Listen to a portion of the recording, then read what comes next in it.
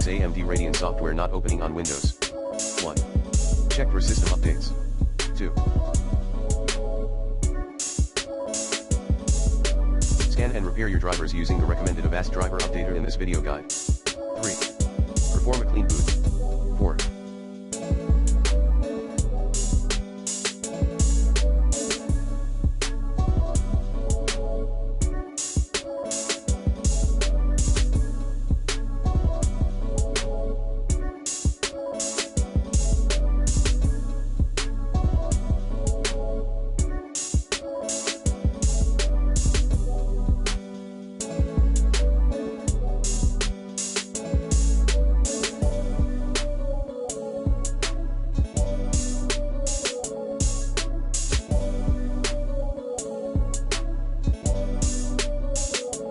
Rebuild the Radeon profiles.